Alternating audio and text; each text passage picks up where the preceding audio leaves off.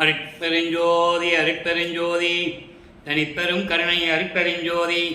எல்லா உயிர்களும் இன்புற்று வாழ்க, பல்லல் மலரடி வாழ்க வாழ்க, கொல்லா விரதம் குவளை எல்லாம் ஓங்குக, நல்லோர் நினைத்த நலம் பெறுக, நன்று நினைத்த எல்லோரும் வாழ்க இசைந்து. உலக மக்களே, அறிவார்ந்த அன்பர்களே, ஆண்மநேய ஒருமைப்பாடுடைய அன்பர்களே, இந்த பிரபஞ்சத்தில் அருட்பெருஞ்சோதி ஆண்டவருடைய திருவிளையாடல் எப்படியெல்லாம் நடந்தது என்பதையும், 4 யுகங்களுமே அழிந்த பிறகு அந்த யுகங்களில் தோன்றிய சமயங்கள், மதங்கள், மார்க்கங்களும் அழிந்துவிட்டன என்ற உண்மைகளை உலக மக்களுக்கு உணர்த்த வேண்டும் என்பதற்காகவும், சுத்த சன்மார்க்கத்தை தன் மகன் கையில் கொடுத்து உலக மக்களை எல்லாம் சுத்த சன்மார்க்கத்தில் இணைத்து உலக மக்களெல்லாம் இன்புற்று வாழ வேண்டும், மரணமில்லா பெருவாழ்வில் வாழ வேண்டும், நோயற்ற வாழ்வில் வாழ வேண்டும் என்பதற்காகவே தன் அருளால் பெற்றெடுத்த ஒரு ஆண்மகனை செல்வப்பிள்ளை என்று பெயரிட்டு வளர்த்து கொண்டிருந்த அருட்பெருஞ்சோதி ஆண்டவர் 1/1/1823 ஆண்டு தனது திருவிளையாடலை தொடங்குகிறார். அப்படி திருவிளையாடல் தொடங்கிய காலகட்டங்களில் 30/1/1874 ஆண்டுகள் வரை 51 ஆண்டுகள் திருவிளையாடல் நடந்து கொண்டிருக்கிறது. இந்த 51 ஆண்டு திருவிளையாடல்களையும் மிகவும் விளக்கமாக நமது பிள்ளை பெருமானவர்கள் திருவருட்பாவில் அருளியிருக்கிறார்கள். அதை நாம் பார்த்து கொண்டிருக்கிறோம். காரணம், தனது மகன் எப்படி ஒரு தாயின் கருவறையிலிருந்து இந்த பூலோகத்திற்கு வருவிக்க விட்டார் என்பதையும், தன் மகனை சைவ சமயத்தில் ஈடுபட வைத்து 33 ஆண்டுகள் சென்னையிலே எப்படி இருக்க வைத்தார் என்பதையும், அதன் பிறகு சுத்த சன்மார்க்கத்தை கொடுத்த பிறகு இறைவனுடைய நிலை, அருட்பெருஞ்சானுடைய நிலையையும், தனது தந்தையிடம் பெற்ற ஆற்றல்களையும் அருள் ஆற்றல்களையெல்லாம் நாம் ஒவ்வொரு பாடலின் மூலமாக பார்த்து கொண்டிருக்கிறோம். அருட்பெருஞ்சாண்டவர் இந்த 51 ஆண்டுகளையும் 8 ஆண்டுகளாக பிரித்து 6×8 6 பகுதிகளாக பிரித்து தனது மகனுக்கு எப்படி அருளை கொடுத்து கொண்டிருக்கிறார் என்பதை தான் திருவருட்பாவின் பாடல் மூலமாக பார்த்து கொண்டிருக்கிறோம். இறுதியாக இருந்த 3 ஆண்டுகள் மேட்டுக்குப்பம் சித்தி வளாகத்திலே நடந்தது என்பதையும் பார்த்து கொண்டிருக்கிறோம். அந்த வகையிலே நமது பிள்ளை பெருமான் அவர்கள் சிதம்பரம் அருகில் என்ற மருதூர் என்ற கிராமத்திலே வசித்து கொண்டிருந்த ராமையா பிள்ளை சின்னையம்மருடைய இல்லற வாழ்க்கையில் இறைவனுடைய மகனாக வருவிக்க விட்டார். அவங்களுக்கு ஏற்கனவே உலகியலிலே பிறந்த குழந்தைகள் 4 பேர் உண்டு. 2 ஆண் பிள்ளைகள், 2 பெண் பிள்ளைகள். அவர்கள் உலகியலிலே பிறந்தவர்கள். நமது பிள்ளை பெருமான் அவர்கள் இறைவனுடைய மகனாக அந்த தாயின் கருவறையில் இருந்து இந்த பூலோகத்திற்கு வருவிக்க விட்டார் என்பதை திருவருட்பாவின் பாடல் மூலமாக உண்மைகளை பார்த்து கொண்டிருக்கிறோம். அந்த வகையில் நமது பிள்ளை பெருமான் அவர்கள் அந்த தாயின் கருவறையிலே இருக்கும்போது எப்படியெல்லாம் இறைவனுடைய திருவிளையாடல் நடந்தது என்பதை நாம் ஏற்கனவே பார்த்து விட்டோம். இருந்தாலும் முன்னுரையாக சில விஷயங்கள் சொல்ல வேண்டியது இருக்கிறது.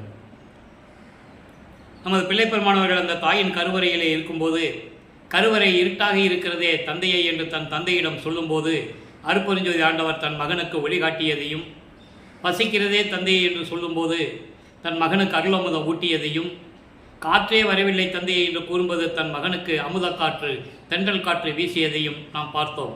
இது இறைவனுடைய திருவிளையாடல். முதல் 8 ஆண்டுகளில் அவருக்கு என்ன திருவிளையாடல் நடக்குது என்பதை பார்த்து கொண்டிருக்கிறோம். அதன் பிறகு 5 மாத குழந்தையாக இருக்கும்போது சிதம்பரத்திலே ஒரு திருவிழாவிற்காக குழந்தைகளை அழைத்து கொண்டு செல்லுகிறார்கள். அங்கே எல்லாரும் கர்ம சித்தனாகிய நடராஜனை வழிபட்டு கொண்டிருக்கிறார்கள். நமது குழந்தை இறைவன் பார்த்துக்கிட்டே இருக்கிறார். அந்த சிலையை பார்த்துக்கிட்டே இருக்கிறார். இவன் யார், நம்ம லிஸ்ட்லேயே வரலையே அப்படின்னு பார்த்துக்கிட்டே இருக்கிறார். அப்போ அருட்பெருஞ்சாண்டவர் தன் மகனுக்கு வெட்ட வெளியாக காட்டுகிறார். தன்னுடைய சுயரூபத்தை வெட்ட வெளியாக காட்டுகிறார் அவருடைய தந்தை என்பதை பாடல்களிலே நாம் பார்த்து விட்டோம். தில்லை தலைக்கிடையே திரை தூக்க தரிசித்த போது வேய்வகை மேல் காட்டாதே எந்தனக்கே வெளியாய் காட்டிய மெய் உறவா மெய்ப்பொருளே. மெய் உறவு என்பது உண்மையான தந்தை, மெய்யானவன், உண்மையான தந்தை, உண்மையான கடவுள் என்று கூறுகிறார். இந்த நிலைகள் முடிந்தவுடனே சில மாதங்கள் கழித்து ராமையா பிள்ளையும் சின்னையம்மையர்களும் அவர்கள் குல தெய்வமாகிய பின்னலூர் என்ற ஊரில் இருக்கின்ற ராமலிங்கேஸ்வரர் கோயிலுக்கு அழைத்து சென்று நமது குழந்தை இறைவனுக்கு மொட்டை போட்டு காது குத்தி கடுக்கானெல்லாம் போட்டாங்க.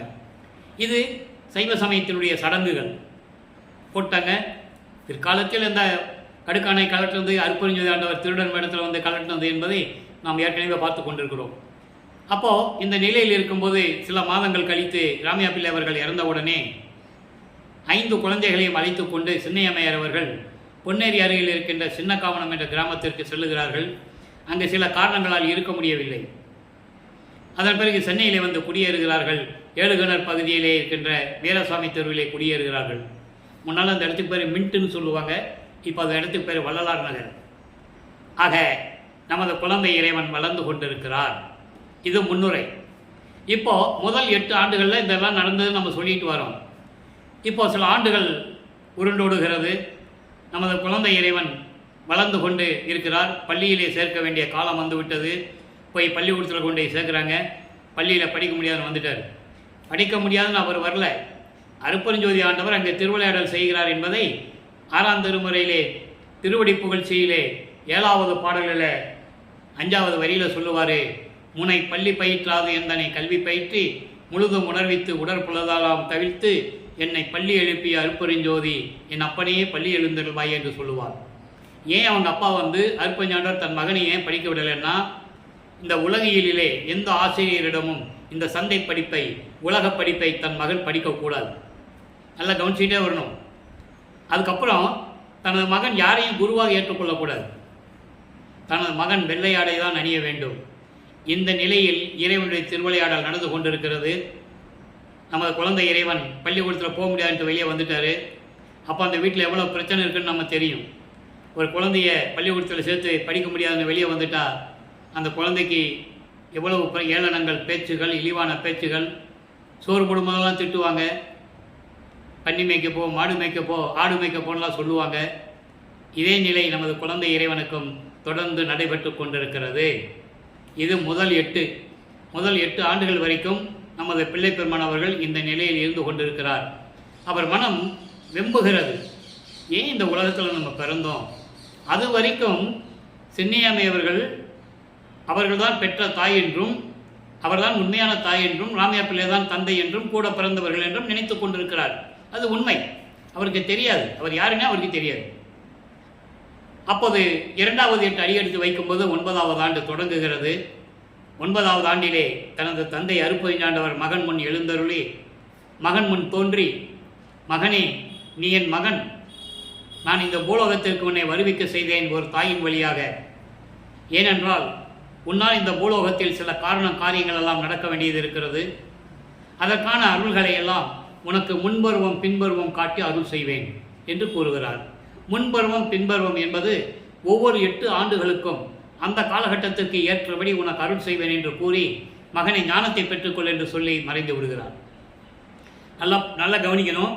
இவர் யார்கிட்டையும் படிக்கலை, எந்த தமிழ் இலக்கியமே தெரியாது.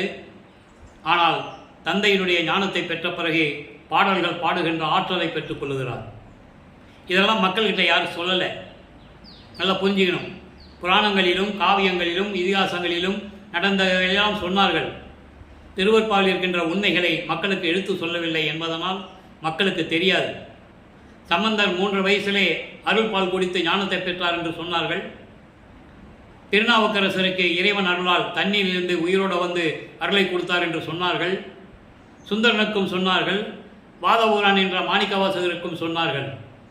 இப்படி பல இந்த உலகத்தில் தோன்றிய முனிவர்களுக்கும் ரிஷிகளுக்கெல்லாம் எப்படியெல்லாம் ஆற்றலை பெற்றுக்கொண்டார்கள் என்று சொன்னார்கள். மக்களுக்கு தெரிந்தது. திருவற்பாவில் இருக்கின்ற உண்மைகளை வெளியே சொல்லாதனால் வள்ளற்பெருமானுடைய நிலை உலக மக்களுக்கு தெரியவில்லை. பொதுப்படையாக பேசினார்கள். மருதூரிலே பிறந்தார் என்றும், சென்னையிலே இருந்தார் என்றும், அதுக்கப்புறம் வடலூருக்கு வந்தார் என்றும், தர்மசாலையை அமைத்தார் என்றும், சத்தியஞானசை அமைத்தார் என்றும், அதுக்கப்புறம் கதவு பூட்டிட்டு மறைஞ்சிட்டார் என்றும் இப்படி தான் சொன்னாங்க. பொதுப்படையாக சொன்னாங்க. ஆனால் உண்மையான விளக்கத்தை நாம் பார்த்துட்ருக்கோம். அவர் இறைவனுடைய மகன் என்பதை உண்மையான விளக்கத்தை நம்ம பார்த்துட்ருக்கோம். இப்போ 9வது ஆண்டின் ஞானத்தை பெற்ற பிறகு பாடல்களை பாடுகின்ற ஆற்றலை பெற்றுக்கொள்ளுகிறார். சிவபெருமானை பற்றி பாடுகிறார். நல்லா கவனிக்கணும். ஏன் சிவபெருமானை பற்றி பாடுகிறார்? ஏன் சைவ சமயத்தில் இருந்து கொண்டு திருநூறு பூசிக்கொண்டு நமச்சிவாயா, சிவாய நம, ஓம் சிவாயா, சிவசிவான மந்திரங்களை சொல்லி ஏன் சிவபெருமானை வழிபடுகிறார்? இந்த உண்மையை மக்களுக்கு விளக்கி சொல்லணும். காரணம், வல்லப்பெருமான் அவர்கள் வருவிக்க விட்டு 203 ஆண்டுகள் முடிவடைந்த நிலையிலும் கூட 5/10/1823 ஆண்டு அவர் வருவிக்க விட்டார். கிட்டத்தட்ட 203 ஆண்டுகள் முடிஞ்சு போச்சு. இன்னும் கூட அவருடைய இறைநிலையை, இறைவனுடைய மகன் என்ற நிலையையும் உலக மக்களுக்கு யாரும் சொல்லவில்லை. அதனால தான் அவரை சாமியார் என்றாங்க, தமிழ் துறவின்றாங்க, இப்படியெல்லாம் சொல்லிக்கிட்டு இருக்கிறாங்க. இப்போது ஏன் சிவனை வழிபடுறாருன்னா அருப்பெருஞ்சோதி ஆண்டவருடைய நிலை அது. தன் மகனை 32 ஆண்டுகள், அதாவது 4/8 வரைக்கும், 4/8 32, 51 ஆண்டுகளை 8/8 பிரிக்கிறார்கள, 4/8 வரைக்கும், 4/8 32 வரைக்கும் தனது மகனை சென்னையிலே இருக்க வைத்து சைவ சமயத்திலே ஈடுபட வைத்து அவன் சிவபெருமானை வழிபட வேண்டும். அதன் பிறகு இது தேவையில்லை, பயனற்றது உலக மக்களே என்று உலக மக்களுக்கு சொல்ல வேண்டும். அதற்கு சுத்த சன்மார்க்க நெறிகளை உலக மக்களுக்கு சொல்ல வேண்டும். இந்த நிலை தொடர்கிறது. 1ஆம் திருமுறை உருவாகிறது. 1ஆம் திருமுறை ஏற்கனவே கூறியது போல 8 பதியங்கள், 712 பாடல்கள். இதுவரை சிவனேச வெண்பா, கடிவுடை மாணிக்க மாலை, திருவருள் முறையீடு என்ற பதியத்தில் இருக்கின்ற பாடல்களுடைய விளக்கங்களை எல்லாம் நாம் ஏற்கனவே பார்த்து விட்டோம். 5வது பதியமாகிய மகாதேவ மாலை 100 பாடல்களை கொண்டது. இதுவரை 12 பாடலுடைய விளக்கங்களை பார்த்திருக்கிறோம். இன்று 13வது பாடல். பாடலை நல்லா கவனிங்க. அவர் சிவபெருமானை பற்றி எப்படி சொல்கிறார்? சுத்த சன்மார்க்கத்தை வாங்கின பிறகு அங்கே சிவபெருமானு நமச்சிவாயா சிவாய நமலாம் வராது. இது தேவையில்லை என்று சொல்லி இயற்கை உண்மை விளக்க கடவுளாகிய ஆதியம் அந்தமில்லா தோன்றிய இறைவன் அருட்பெருஞ்சோதி ஆண்டவருடைய நிலை என்ன என்பதை கூறுவார். நல்லா கவனிச்சுக்கிட்டே வரணும்.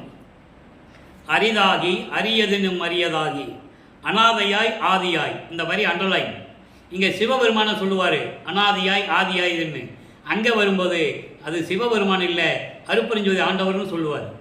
இந்த உண்மையை, இந்த பிரபஞ்சத்தின் உண்மையை உலக மக்களுக்கு சொல்ல வேண்டும், எடுத்து விளக்கி சொல்ல வேண்டும் என்பதற்காகவே இந்த பூலோகத்திற்கு வருவிக்க உற்றவர் நமது பிள்ளை பெருமான் அவர்கள். ஆதியாய் அனாதையாய் அருளதாகி பெரிதாகி பெரியதெனும் பெரியதாகி வேதமாய் அவேதமாய் பிறங்கா நின்ற கரிதாகி வெளிதாகி கலைகளாகி கலை கடந்த பொருளாகி கருணாதீத தெரிதான வெளிநடுவில் அருளாம் வன்மை சொல்லுங்கிரண சுடராகி திகழும் தேவே. இது பாடம்.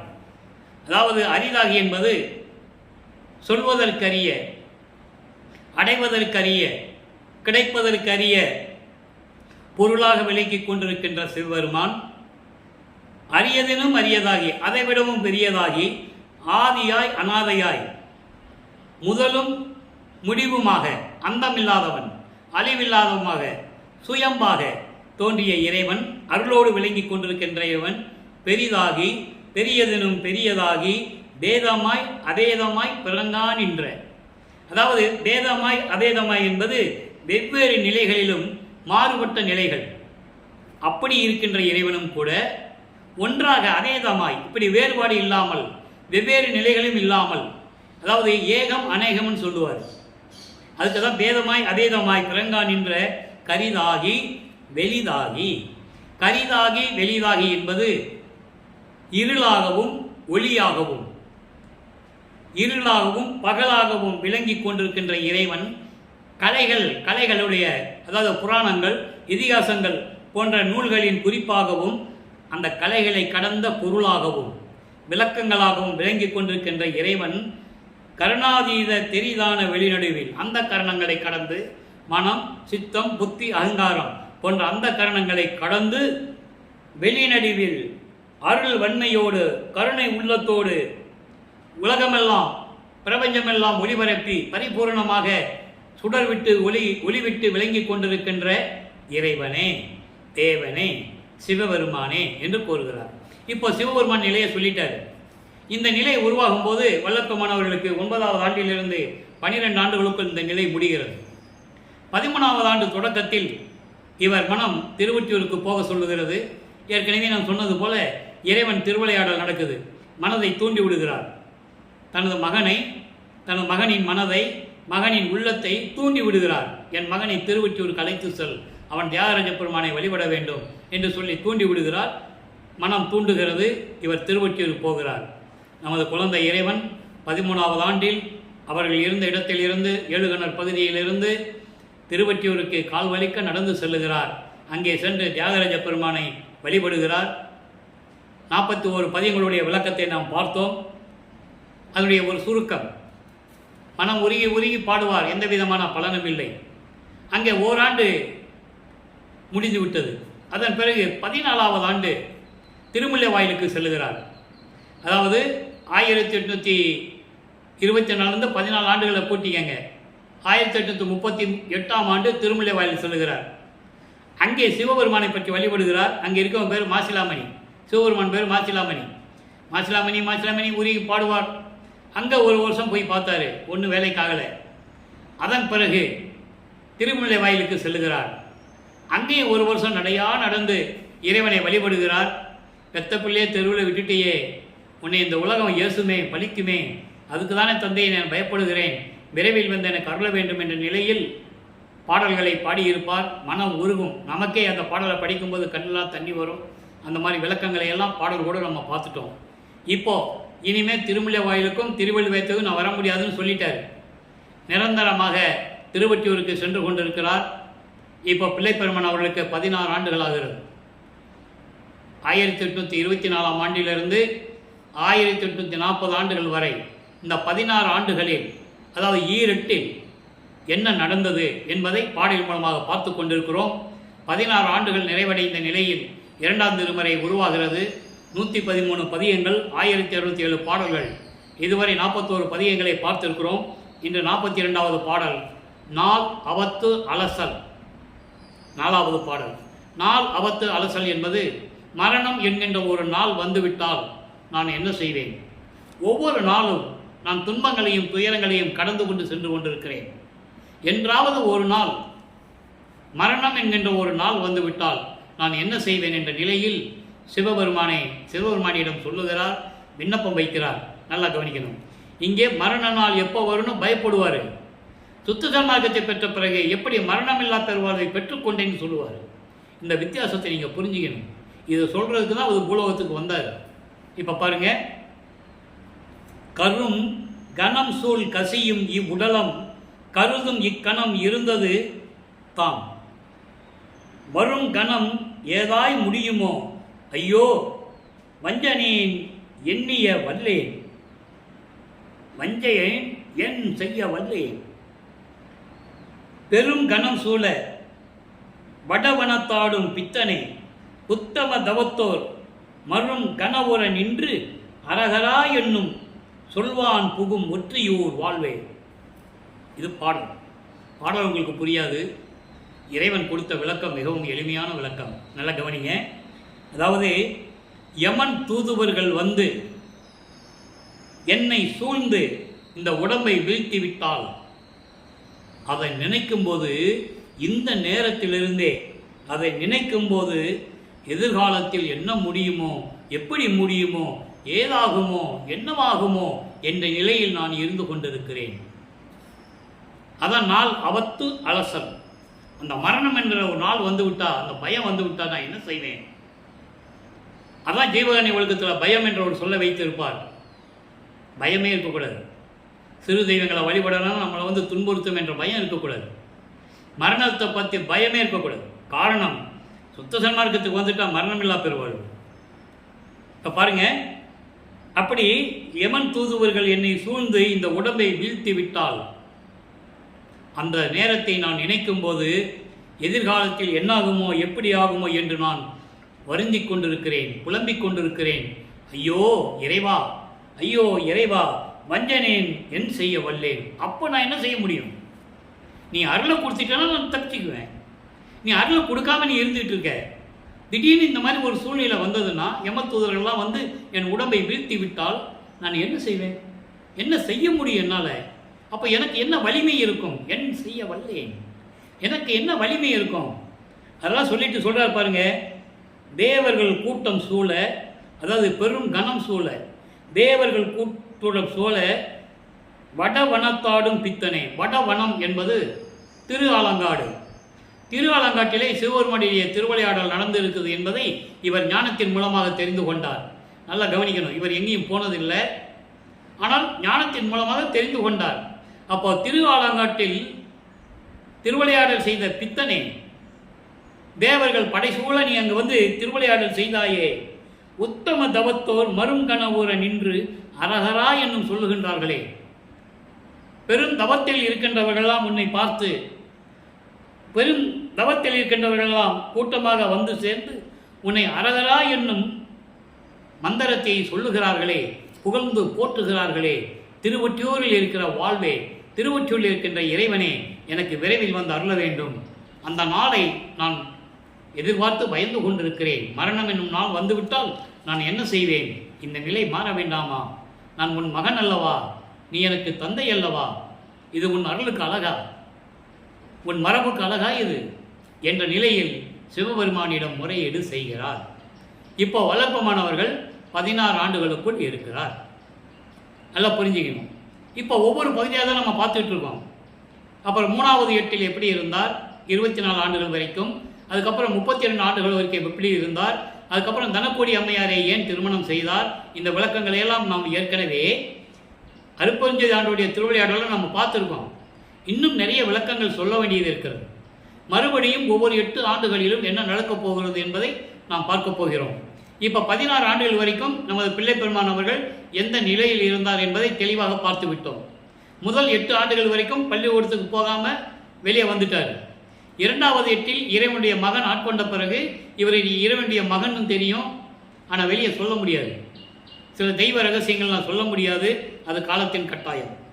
ஆக அந்த நிலையில் இருக்கும்போது சிவபெருமானை எப்படி வழிபட்டார் என்பதை பார்த்தோம்.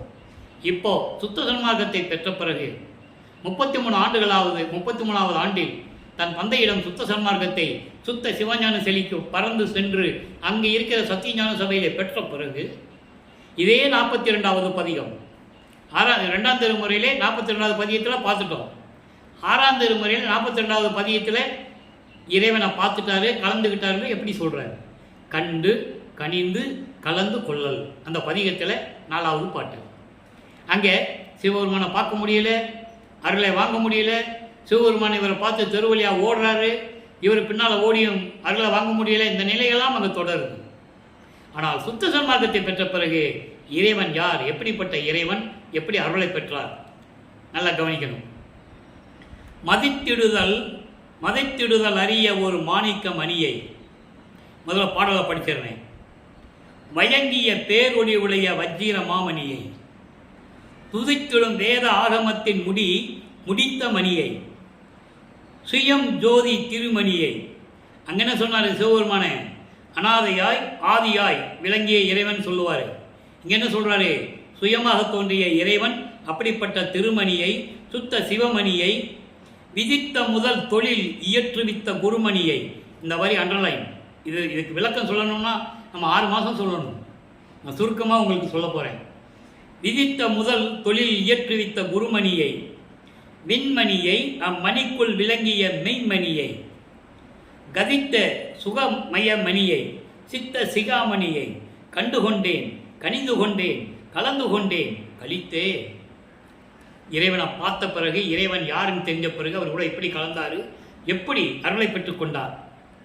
மதித்திடுதல் அறிய ஒரு மாணிக்க மணியை, போற்றுவதற்கரிய, புகழ்வதற்கரிய, வணக்கத்திற்கு அறிய இருக்கின்ற அருட்பெருஞ்சோதி ஆண்டவரை, மணி போன்ற இறைவனை, மாணிக்கம் போன்ற இறைவனை, வயங்கிய பேரொழிய வஜ்ஜிரமாமணியை, பேரொழியாக விளங்கும் அருட்பெருஞ்சோதி ஆண்டவராகிய வஜ்ஜிரமணியை,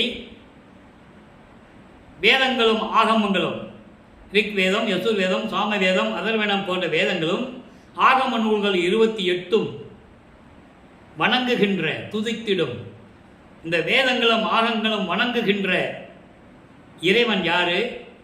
அருட்பெருஞ்சோதி ஆண்டவர்.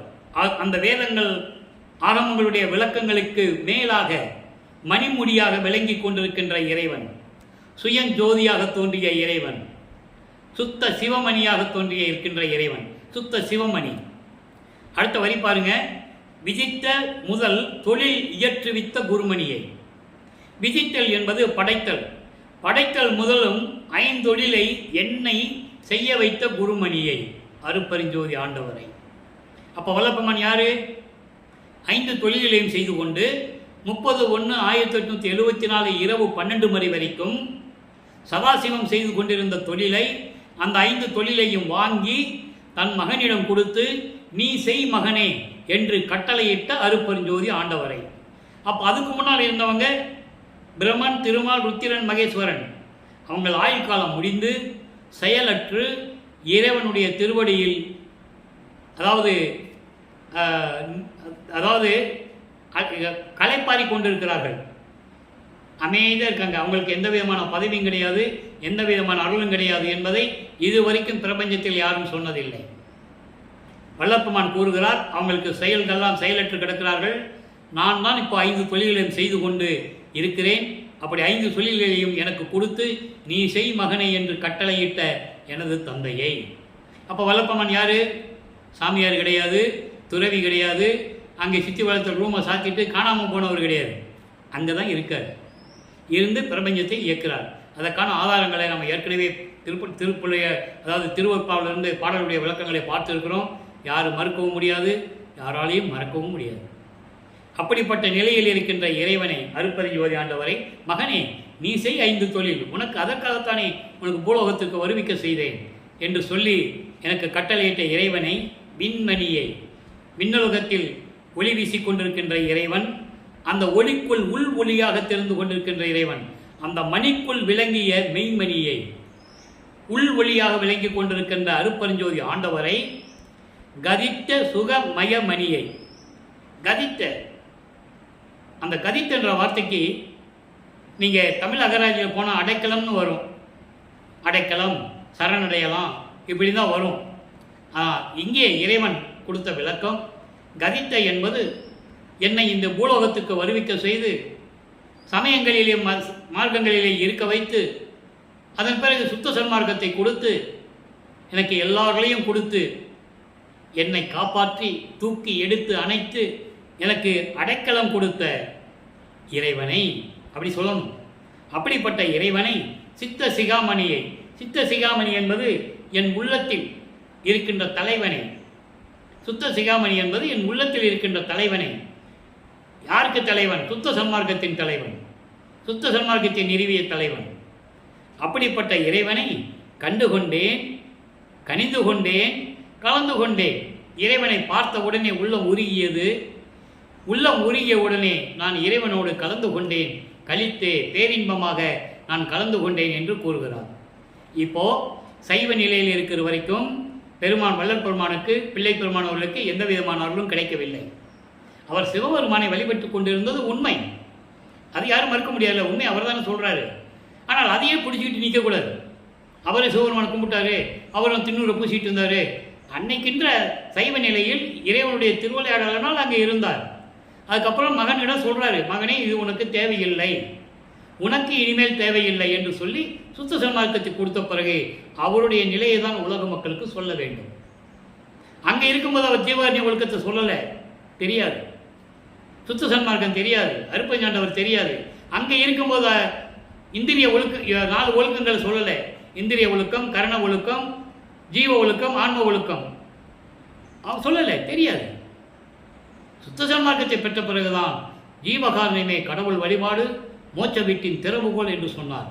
அந்த திறவுகோல் என்பது சுத்த சன்மார்க்க நெறிகள். கொலையும் புலையும் தவிர்த்திருக்க வேண்டும். உயிர்களை கொலை செய்யக்கூடாது, புலால் சாப்பிடக்கூடாது. இறைவன் ஒருவனே என்ற நிலையில் இருக்க வேண்டும். அவன் அருட்பெருஞ்சோதி ஆண்டவர் என்ற நிலையில் இருக்க வேண்டும். தீப வடிவில், ஒளி வடிவில் இருக்கிறார் இறைவன் என்ற நிலையை நீங்கள் புரிந்து கொள்ள வேண்டும். இது காலகாலமாக இருந்தது, மக்கள்கிட்ட சொல்லலை. இப்போ நீங்கள் ஒரு கோயிலுக்கு போகிறீங்க, நீங்கள் எந்த கோயிலுக்கு வேணாலும் போங்க, விஷ்ணு கோயிலுக்கு போங்க, இல்லைன்னா சிவன் கோயிலுக்கு போங்க, முருகன் கோயிலுக்கு போங்க, பிள்ளையார் கோயிலுக்கு போங்க, எந்த கோயிலுக்கு போனாலும் போங்க. அங்கே மூலஸ்தானத்தில் கதவை திரையை போட்டு மூடிடுவாங்க. அங்கே அபிஷேகம் பண்ணி, எத்தனையோ அபிஷேகங்கள் இருக்குது, அபிஷேகங்கள் பண்ணி அலங்காரம் பண்ணி நகைகள்லாம் போட்டு திரையை விலக்கி தீபத்தை காட்டுவாங்க. அந்த தீப ஒளியில் தான் அந்த மூலஸ்தானத்தில் இருக்கிறது முருகனா, பிள்ளையாரா, சிவனா, திருமாலான்னு உங்களுக்கு தெரியும். அப்போ அந்த தீப ஒளி யார்? அந்த தீபத்துக்குள் அடங்கியவர்கள் தான் இவர்கள் என்ற தத்துவத்தை உலக மக்களுக்கு புரிய வைத்தவர் வள்ளல் பெருமானவர்கள். அந்த ஒளியில் தான் நீங்கள் அந்த மூலஸ்தானத்தில் இருக்கிற முகத்தை பார்க்க முடியும். அப்போ அந்த ஒளி யார்? அருட்பெருஞ்சோதி ஆண்டவர். அருட்பெருஞ்சாண்டவர் ஒளிக்குள்ளதான் இத்தனையும் அடக்கம் என்பதை நீங்கள் புரிந்து கொள்ள வேண்டும்.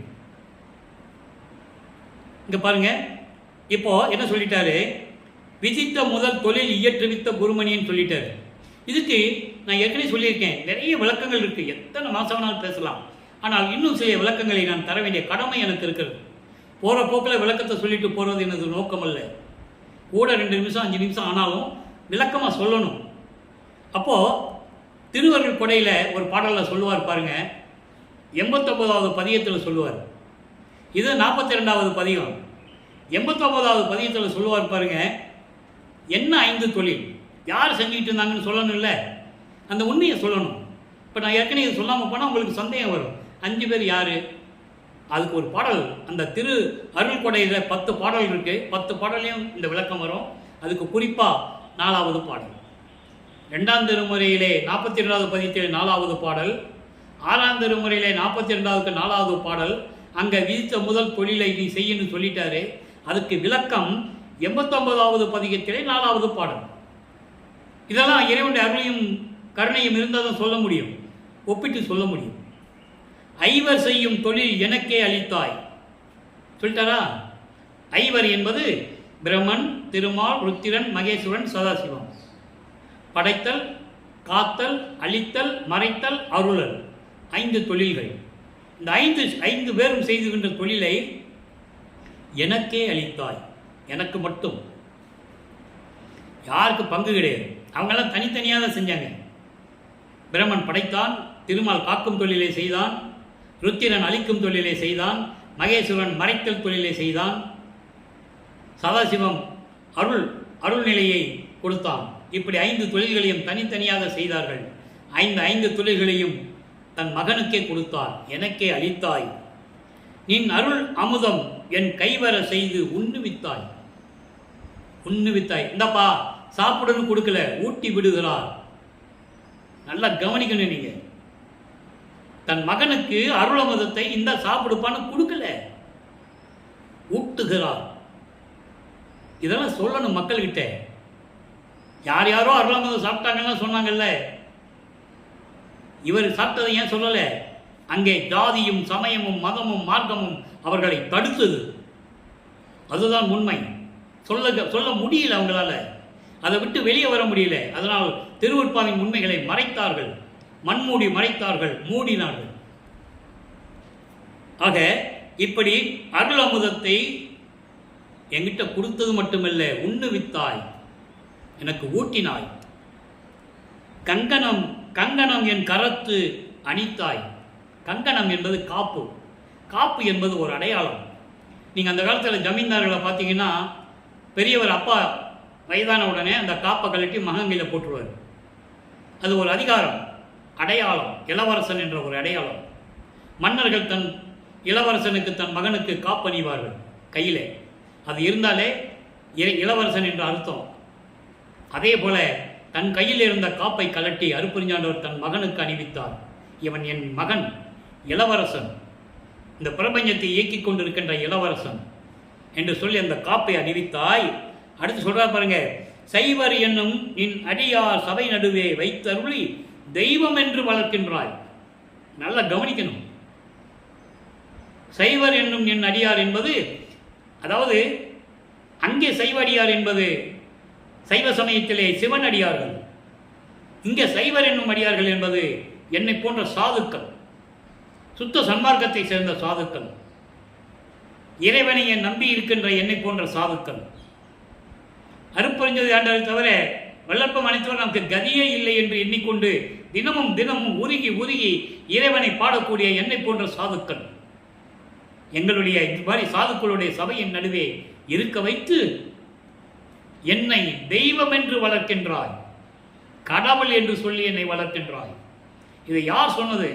இந்த பிரபஞ்சத்தில் எத்தனை பேர் தோன்றினார்கள்? முனிவர்கள், ரிஷிகள், சகாக்கள் எத்தனை பேர் தோன்றினார்கள்? யாரும் நான் கடவுள் என்று சொன்னதில்லை. ஏன் கிருஷ்ணன் கூட சொன்னதில்லை. 10 அவதாரம் எடுத்தானே தவிர திருமால் அவனும் நான் கடவுள் என்று சொன்னதில்லை. பிரம்மனும் நான் தான் கடவுள் என்று சொன்னதில்லை. இந்திரனும் நான் தான் கடவுள் என்று சொன்னதில்லை. அவர்கள் அந்தந்த உலகத்திற்கு அதிபதிகள், அவ்வளவுதான். அதிபதிகள் சில அருள்களை அருட்பெருஞ்சாண்டவர் கொடுத்தால் பெற்றுக்கொண்டார்கள். அதன்படி இந்த பூலோகத்தையும் இந்த பிரபஞ்சத்தையும் நடத்தினார்கள். அதன் பிறகு பதவி பறிக்கப்பட்ட பிறகு செயலற்று கிடக்கிறார்கள் என்பதை திருவருட்பாவிலே பாடல் உண்டு. அந்த பாடல் ஒரு வரி மட்டும் சொல்ல நான் கடமைப்பட்டு இருக்கிறேன். இந்த பிரம்மன், திருமால், ருத்திரன், மகேஸ்வரன், சதாசிவம் போன்றவர்களும், இந்திரனும், சத்தர்களும், சக்திகளும், முனிவர்களும், ரிஷிகளும் என்னுடைய தந்தை நடனமாடுகின்ற இடதுகால், நல்லா கவனிக்கணும், எனது தந்தை நடனமாடுகின்ற இடதுகாலில் இருக்கின்ற சுண்டு விரலில் ஒட்டி இருக்கின்ற துகள்கள் தூசி மாதிரி இருக்கிறாங்கன்னு சொல்றேன். மக்கள்கிட்ட சொல்லணும் இல்லை? சொன்னாதானே அருட்பெருஞ்சாண்டவர் இறைவன், அவருடைய மகன் வளர்ப்பமான இறைவன் என்று மக்களுக்கு தெரியும். அவங்கள் காலங்கள் முடிந்து விட்டது. ஒவ்வொருத்தருக்கும் ஆயுள் காலம் உண்டு. அந்த ஆயுள் முடிந்தவுடனே அவங்க இறந்துதான் ஆக வேண்டும். அதனால் சொல்லுகிறார், செத்து செத்து பிறக்கும் இந்த தேவர்கள், எல்லா தேவர்களும் சாகணும், பிறக்கணும். அதுக்கு அடுத்த அவதாரம் எடுக்கும்போது சாகணும், திரும்பி பிறக்கணும். அது மாதிரி செத்து செத்து பிறக்கும் இந்த தேவர்கள் என் முன் வலியிலர், எனக்கு முன்ன நிகரானவர்கள் அல்ல, என் வலிமைக்கு நிகரானவர்கள் அல்ல, அவர்கள் செத்து செத்து பிறந்தவர்கள் என்று சொல்லுகிறார். அதை இங்கே சொல்றாரு. அப்படி என்னை போன்ற சாதுக்களுடைய மையத்திலே என்னை நிறுத்தி, அதுக்கு என்ன அர்த்தம்? எங்கள் உள்ளத்திலே நிறுத்தி, எங்கள் உள்ளத்தை பலந்து பார்த்த வளர்ப்பு மன்றம் இருப்பார். ஆமா, உண்மை, சத்தியம். என்னை போன்ற சாதுக்களுடைய உள்ளத்தில் அருப்பறிஞ்சதாண்டாலும் வளர்ப்பு மன்றம் இருப்பாங்க. அப்படி எங்கள் உள்ளத்திலே இருக்க வைத்த அப்படிப்பட்ட இறைவனே, அருப்பறிஞ்சாண்டவரே, என்னை தெய்வம் என்று வளர்க்கிறாய். மகன் சொல்றாரு, என்னை கடவுள் என்று வளர்க்கிறாயே என் தந்தையே, இதை நான் எங்கு போய் சொல்லுவேன்? சிற்றபையில் நடித்துக் கொண்டிருக்கின்ற இறைவனே, என் தந்தையே, அருப்பறிஞ்சு ஆண்டவரே என்று கூறுகிறார். இதோட இன்னும் ஒரு சின்ன விளக்கம் மட்டும், நேரம் கடந்து கொண்டிருக்கிறது, இருந்தாலும் அந்த விளக்கத்தை சொல்லாமல் இருக்க முடியவில்லை. 95வது பதிகம், பேரொருள் வாய்மையை வியத்தல் என்ற பதிகத்திலே ஒரு பாடல், ஆக்கல் அழித்தல் முதலாம் ஓர் 5 தொழிலையும் தேக்கி அமுது நீ செய் என்றான், தூக்கி எடுத்தான், அணைத்தான், இரவா தேகம் கொடுத்தான், என் சிற்றம்பலத்து அன்போ, என் சிற்றம்பலத்து அன்போ. அதாவது ஆக்கல் அழித்தல், அதாவது படைக்கும் தொழிலை மட்டுமல்ல, அந்த ஒரு தொழில் மட்டுமல்ல, ஆக்கல் அழித்தல் தொழில் ஓர் 5ஐயும் தேக்கி அமுது நீ செய் என்றான். யார் சொன்னது? இந்த பிரபஞ்சத்தில் மகனை படைத்தல் தொழில் மட்டுமல்ல, 5 தொழிலையும் நீ செய் என்று, மொத்தமாக நீ செய் என்று என்னை தூக்கி எடுத்தான், கொஞ்சினான், மகிழ்ந்தான், அணைத்தான், இரவாத தேகத்தை கொடுத்தான், சிற்றம்பலத்தில் இருக்கின்ற என்கோ என்று சொல்லுவார். அந்த பாடலில் சொல்லுவாரு, இன்னொரு பாடலில் சொல்லுவாரு, 5 தொழிலையும் கொடுத்து அண்ட பிண்டமெல்லாம் வீக்கமெல்லாம் சென்று, எல்லா அண்டங்களையும் சரி, பிண்டங்கள் என்பது எல்லா உயிரினங்கள், 84 லட்ச பேத யோனி உறுப்பிலிருந்து பிறந்த உயிரினங்கள், அத்தனை வகையான உயிரினங்களும் எல்லா உயிரினங்களையும் காத்து, எல்லா அண்டங்களையும் காத்து, உன் இச்சையின்படி விளையாடுக, உன் இஷ்டப்படி நீ இந்த பிரபஞ்சத்தை இயக்கும் மகனே. தன் மகனுக்கு கட்டளை இடுகிறார். இப்போ நான் வளர்ப்புமான் யாரு? சாமியார் இல்லைன்னு இப்போ உங்களுக்கு தெரிஞ்சு போச்சா? துறவி இல்லைன்னு தெரிஞ்சு போச்சா? அவர் இறைவனுடைய மகன். அதற்காக தான் இந்த பூலோகத்திற்கு வருவிக்க விட்டார் என்பதை நீங்கள் மனதில் வைத்துக்கொண்டு, அன்பர்களே, இன்னும் விளக்கங்கள் நிறைய தரலாம், எனக்கு தான் நேரம் பற்றவில்லை. இதுக்கு மேல் போனால் நீங்கள் பார்க்கவும் மாட்டீங்க, இதே ஜாஸ்தின்னு நினைக்கிறேன். எனவே அன்பர்களே, நீங்களாம் சுத்த சன்மார்க்கத்தில் இணைந்து அருப்பெருஞ்சோதி அருப்பெருஞ்சோதி தனிப்பெருங்கரணி என்ற அந்த மகாமந்திரத்தை சொல்லி, தீப வடிவில், ஒளி வடிவில் இருக்கின்ற அருப்பெருஞ்சோதி ஆண்டவரை வணங்கி, தந்தையும் மகனும் ஒரே தீபத்தில் தான் இருக்கிறார்கள், தந்தையும் மகனும் ஒன்றுதான். எனவே அவர்களை வணங்கி எல்லா அருளையும் பெற்றுக்கொண்டு இந்த வையகத்திலே நீங்கள் வாழ்வாங்கு வாழ வேண்டும், மரணமில்லா பெருவாழ்வில் நீங்கள் வாழ வேண்டும், நோயற்ற வாழ்வில் நீங்கள் வாழ வேண்டும், செல்வ செழிப்போடு இந்த வையகத்தில் நீங்கள் வாழ வேண்டும் என்று இறைவனுடைய தயவையும் கருணையும் பெற்றுக்கொண்டு, என் தந்தை வல்லப்பெருமானுடைய அருள் பெற்றவன், ஆசி பெற்றவன் என்ற முறையில் இந்த வள்ளலார் ஊழியன் உங்களை வணங்கி வாழ்த்தி விடைபெறுகிறேன். நன்றி, வணக்கம். அருட்பெருஞ்சோதி அருட்பெருஞ்சோதி தனிப்பெருங்கருணை அருட்பெருஞ்சோதி. தினமும் இறைவனுடைய திருவிளையாடல்களும் இறைவனுடைய அருள் பெருமைகளும் வல்லற்பெருமானுடைய நிலைகளெல்லாம் உங்களுக்கு வரும். கண்டு கழித்து இறைவனுடைய அருளை பெற்றுக்கொள்ளுங்கள்.